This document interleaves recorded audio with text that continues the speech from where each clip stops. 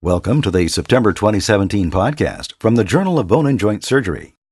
This month, our podcast features abstracts of 4 scientific articles published in the September issues of the journal, as well as commentaries by Dr. Earl R. Bogoch on the article entitled The Influence of Arthritis in Other Major Joints and the Spine on the 1-Year Outcome of Total Hip Replacement, a prospective, multi-center cohort study, EuroHip, measuring the influence of musculoskeletal morbidity, and Dr. Patricia Campbell on the article entitled Blood Metal Ion Thresholds to Identify Patients with Metal-on-Metal Hip Implants at Risk of Adverse Reactions to Metal Debris, an external multi-center validation study of Birmingham hip resurfacing and choroidal pinnacle implants.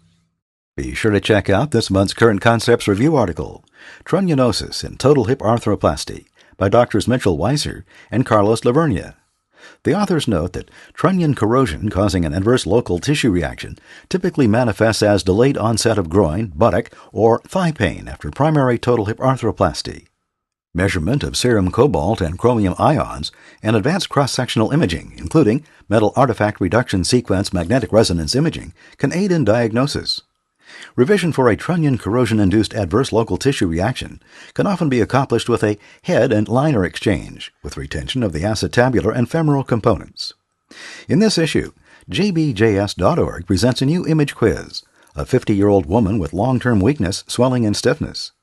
Be sure to visit us online to access these features, as well as the full text of the scientific articles you are about to discover in the following podcast. Next, you'll hear the first abstract of 4 that are being presented in this podcast. This abstract is from the article entitled The Influence of Arthritis in Other Major Joints and the Spine on the 1-Year Outcome of Total Hip Replacement, a prospective multi-center cohort study, EuroHip, measuring the influence of musculoskeletal morbidity, by Dr. Jörg Huber and Associates. Investigation performed at the Nuffield Department of Orthopedics, Rheumatology and Musculoskeletal Sciences, University of Oxford, Headington, United Kingdom.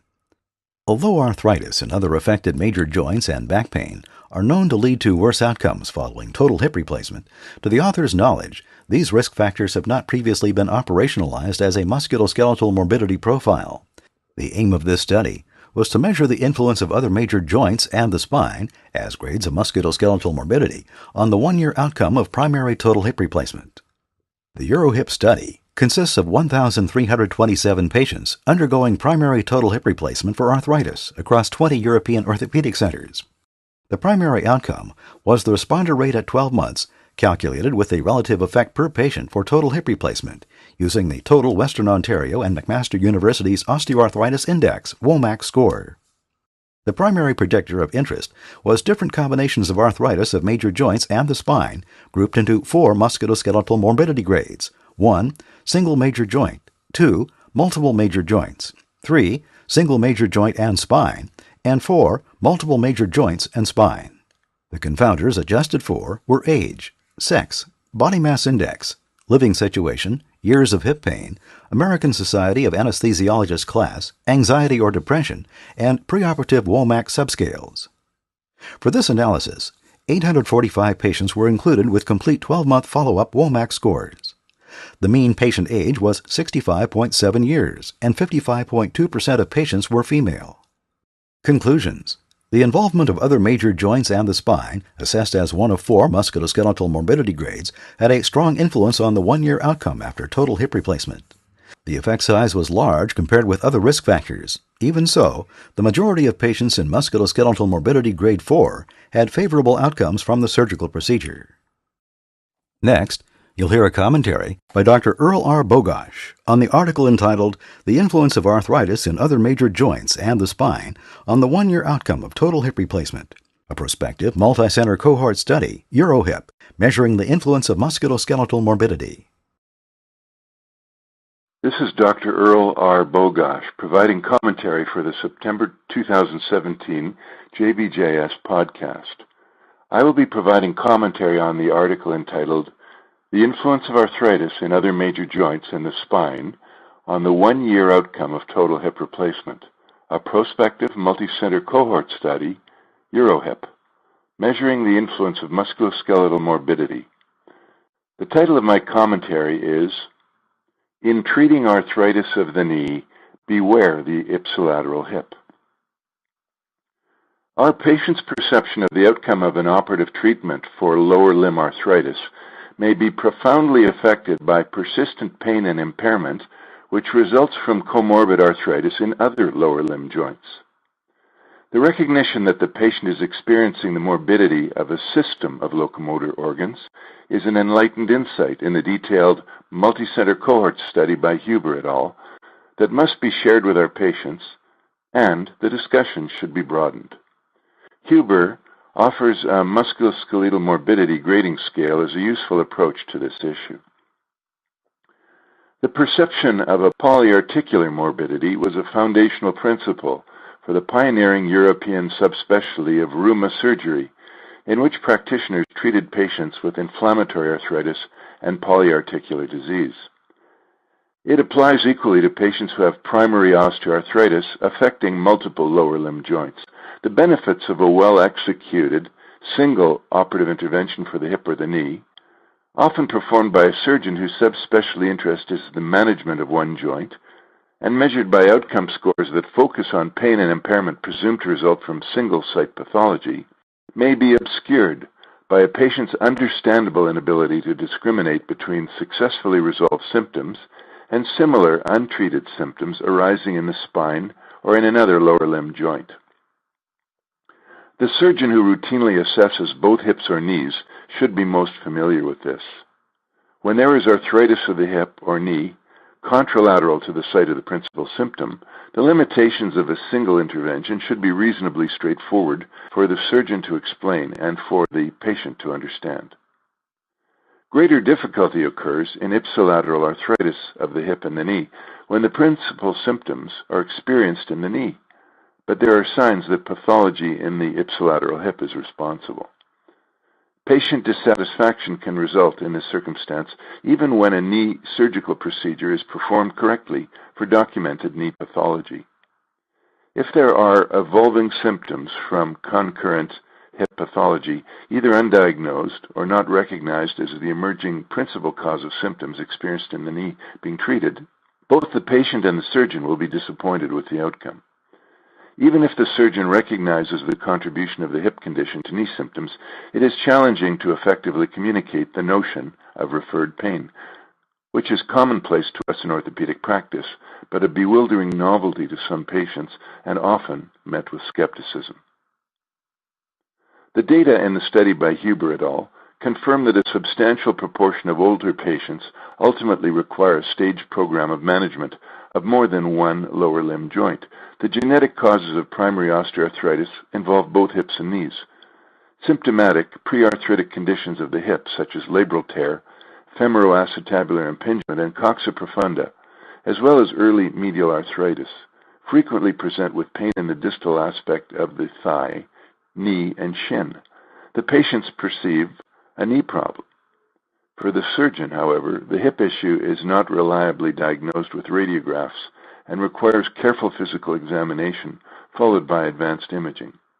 Therefore, the clinical picture of the older patient who experiences pain referred to the knee, resulting from arthritis of the hip, may be confounded by coexisting degenerative meniscal tears and chondrosis diagnosed by MRI imaging, easily overinterpreted as the sole cause of knee pain. The excellent report by Huber et al. Appropriately draws the reader's attention to the impact of disease in other lower limb joints in the spine on the outcome of total hip arthroplasty. The impact of ipsilateral hip arthritis on the outcomes of knee surgical procedures, whether recognized or not, and whether communicated effectively to the patient or not, equally requires vigilance. End of discussion. Next, you'll hear the second abstract of 4 that are being presented in this podcast. This abstract is from the article entitled Flexion-Type Supracondylar Humeral Fractures. Ulnar nerve injury increases risk of open reduction by Kelly Flynn and Associates. Investigation performed at the Children's Hospital of Philadelphia, Pennsylvania. The vast majority of displaced pediatric supracondylar humeral fractures can be treated successfully with closed reduction and percutaneous pinning. The need for open reduction is difficult to determine a priori and is typically due to the failure of closed reduction attempts or persistent limb ischemia.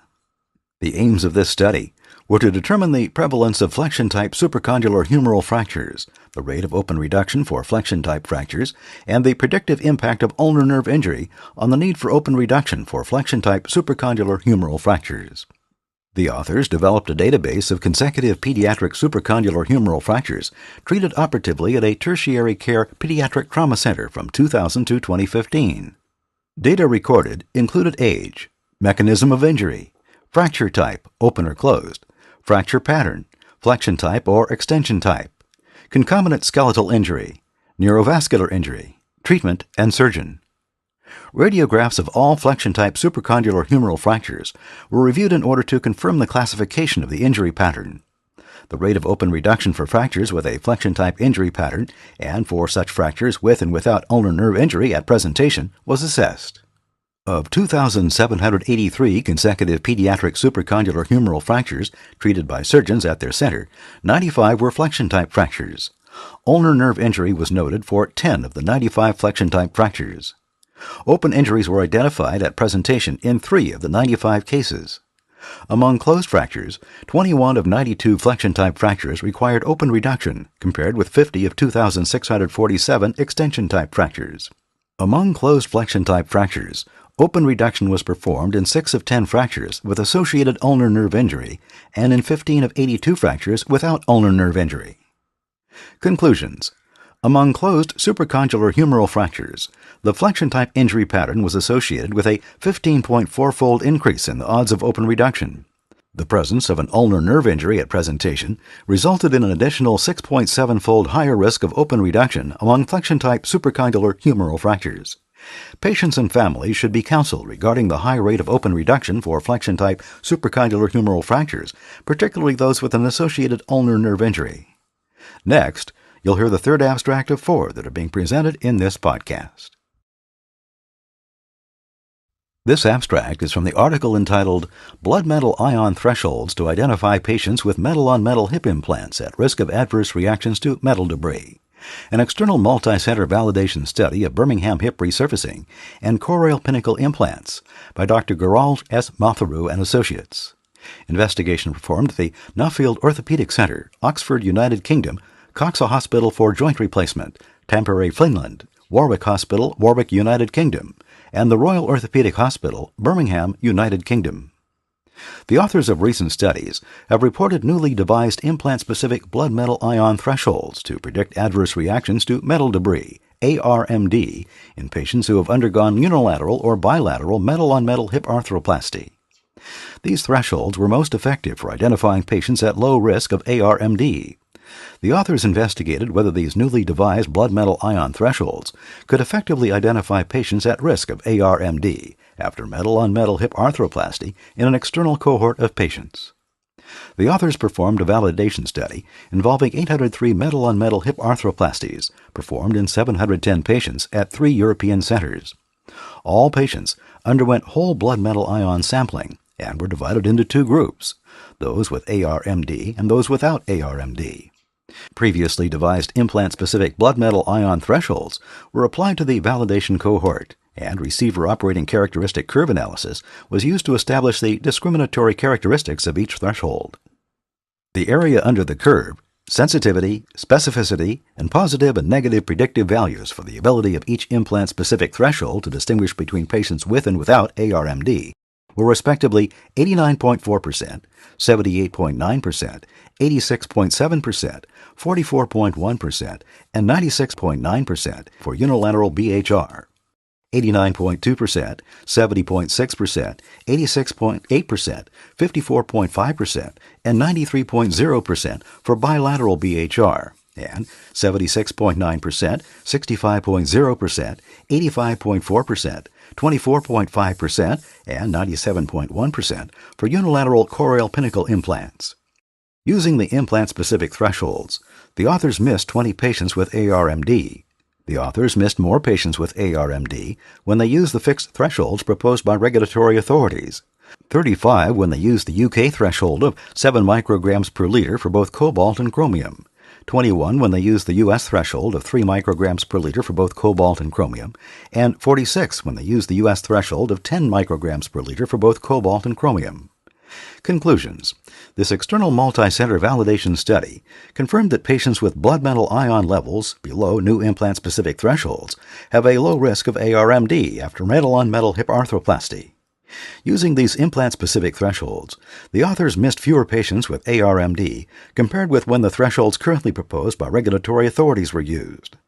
The authors, therefore, recommended using implant-specific blood metal ion thresholds when managing patients who have undergone metal-on-metal hip arthroplasty.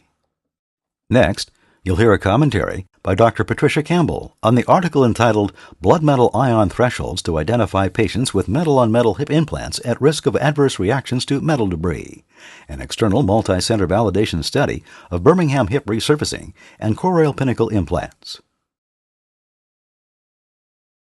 This is Dr. Patricia Campbell providing commentary for the September 2017 JBJS podcast. I will be providing commentary on the article entitled Blood Metal Ion Thresholds to Identify Patients with Metal-on-Metal Hip Implants at Risk of Adverse Reactions to Metal Debris, an external multi-center validation study of Birmingham hip resurfacing and choroidal pinnacle implants. The title of my commentary is ARMD, Armed and Presumed Dangerous. In the years prior to the widespread reintroduction of metal-metal hip replacements, the question of how to monitor the in vivo wear of these hard-on-hard bearings arose. Levels of cobalt and chromium in blood or urine offered useful markers of the in vivo wear performance. Metal levels were used to identify poorly functioning implants. One notable example was the high correlation between malpositioned acetabular components and high metal levels and high wear measured from retrieved implants. Subsequently, a malpositioned acetabular component, along with high metal levels and clinical symptoms, called for further clinical investigation. Today, there are concerns about the ongoing clinical management of patients with metal-on-metal hip devices. Metal level measurement is recommended during longitudinal patient follow-up, in particular for patients with a painful hip. However, there is a lack of consensus regarding the level that should raise concern and initiate additional follow-up.